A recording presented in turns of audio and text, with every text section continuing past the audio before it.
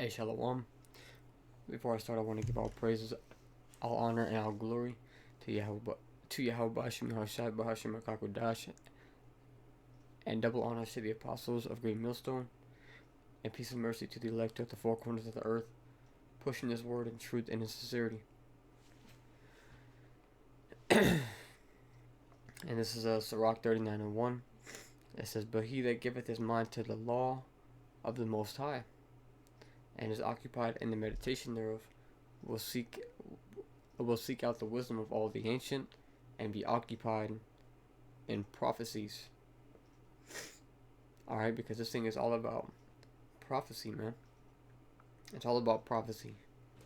Alright, and so that's why it says that he that giveth his mind to the law of the Most High, and is occupied in the meditation thereof. So those who, who are truly about the Lord, they will be occupied in prophecies. They will be upon their watch, standing and watching.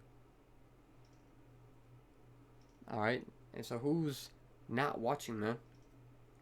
These Christians, man. They're not telling you what to do to prepare. They're not telling you to turn from sin. Hey, bro, they'll tell you that the law is done away with, man, and you can do anything you want, just as long as you come and pay your tithes. It's crazy, man. It's just nonsense. I can tell you can eat something that's unclean.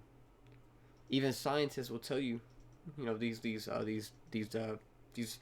food experts or meat experts, they'll say pork isn't good for human consumption.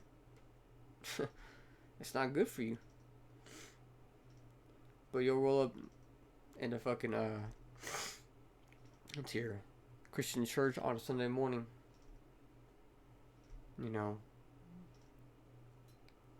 Give you a couple slices of bacon and shit. Anyways, man.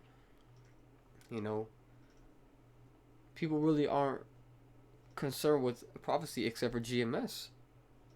GMS is 100% focused on prophecy. And so what's prophecy, man? Prophecy is that judgment is going to begin at the house of Israel. This is 1 Peter 4:17. It says for the time has come that judgment must begin at the house of the Most High. Who's the house, of the Most High? It's Israelites. And if it first began at us, let's see, that proves that it's talking about a particular people. It says, "And if it first began at us, what shall the end be of them that obey not the gospel of the Most High?" Very, very hard times. The Lord is going to bring His wrath. And people don't want to take heed to it. Alright? It's a time to repent, man. It's not a time to be out bullshitting around. You got people dying left and right, every single day. Car accidents, shootings, stabbings, person driving the wrong way on the freeway. Hey, bro, I read that just last night. Dude was driving the wrong way on the freeway. Bow. It says, and plus that dude, Kevin Samuel, he died. He took basically what the apostles, teach and taught, and then made his own platform off of it, and basically he glorified himself, called himself alpha male, because he knew the way that a man should carry himself and whatnot. Which I'm not gonna say that all things that he said were right, because I only watched a few little podcast things. Not all of his shit, but And so now he's dead, man. Yeah, Jake just dropping like flies, especially these rappers. Anyways, man, this is 1 Peter 4:18. It says, "And if the righteous scarcely be saved, where shall the ungodly and the sinner appear?" Look at that, man. Where shall the ungodly and the sinner appear? Gonna be obliterated. It says, "Wherefore let them that suffer according to the will of the Most High commit the keeping of their souls to Him in well doing, as unto a faithful Creator." Come on, man. Let's see, man. And so that's prophecy, man. The time of Jacob's trouble, that's prophesied. People are like, ain't no Jacob's trouble. You got camps that say that there's not going to be any time of Jacob's trouble. But then what's that mean when the scriptures say that the enemy shall come in like a flood?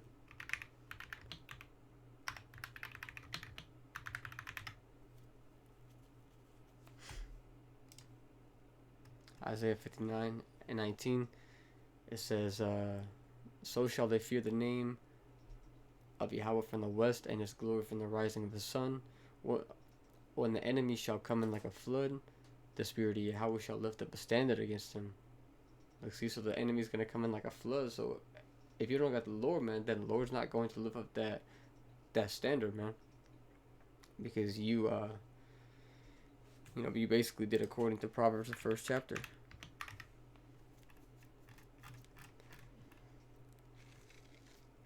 Proverbs 1:22, it says, How long, ye simple ones, will ye love simplicity, and the scorners delight in their scorning, and the fools hate knowledge? Turn you at my reproof. Behold, I will pour out my spirit unto you. I will make known my words unto you. Because I have called, and ye refused. I have stretched out my hand, and no man regarded. But ye have set at naught all my counsel, and with none of my reproof. I also will laugh at your calamity. I will mock when your fear cometh. When your fear cometh as desolation, and your destruction cometh as a whirlwind, when distress and anguish is upon you. Look, see, so the Lord's going to lift up the standard for the righteous. But unto those who didn't hear the Lord, and those who would have who chose none of His counsel and none of His reproof. Hey, it says He's gonna laugh at you. That's prophecy, man. It says, I also will laugh at your calamity. I will mock when your fear cometh. Hey, man, you just picture the Lord laughing at you when you're in distress, and it's a righteous thing. But you emotional ass people be like, how can you be God? That's not right. I was a good person. Hey, no understanding, man. Must die. Must be put to death, man. Gotta be made new. Shit's all the way wrong, man. 2/3 of our people, they're like a totaled car, man. They're just done. Gotta get a new one. Gotta get a new one. Alright? So this is prophecy, man. These are the things that are going to come to pass. And so we bring these things out to edify our people and to show our people, man, like, hey, it's a time to repent because according to prophecy, judgment is going to begin at the house of Israel. And when your enemy comes in like a flood, you are going to want to be, in a, basically be doing your best to have done the will of Yahweh Shemi Shai, so that he can have the mercy upon you, man. Alright, but truly, it's only the elect that are gonna do it, man. But hey, man, that's why we bring it out. It's because we're fishing for the elect, alright? We're fishing, man. Alright, so it's a time to repent. It's a time to accept reproof and not love simplicity and not be so fucking simple, man. Stop hating uh, this knowledge, man. It's for you, and it's for your benefit, man. Just like the scriptures say, man. It says,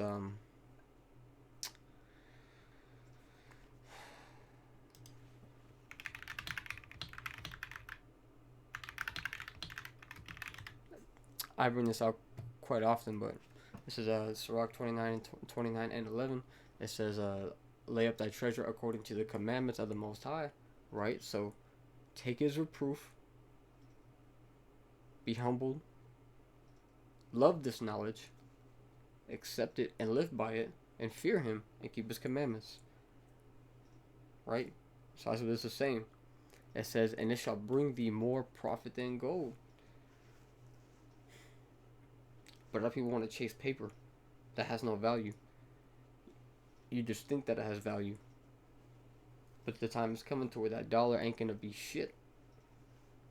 Because the US dollar is being done away with. So all those hundreds that you got ain't gonna be worth a damn thing in the near future. Hey man, you see all these countries doing away with the dollar. You know, there's gonna be a new currency. But you people don't know that because you ain't fucking paying attention. You ain't watching, and you're not taking heed to the prophets that the Lord set up to preach these things, man. Well, that's all right, man, because you're destined for destruction. You know, which is why I said back in Proverbs 1, and I'll continue on in 28. It says, "They shall call upon me, but I will not answer. They shall seek me early, but they shall not find me. For that they hated knowledge and did not choose the fear of Yahweh. They would none of my counsel. They despised all my reproof. Therefore shall they eat of the fruit of their own way and be filled with their own devices. For the turning away of a simple shall slay them, and the prosperity of fools shall destroy them." See? So people are basically going to be destroyed, man. Anyways, with that being said, man, I hope that this was edifying. And until the next one, I'll say shalom.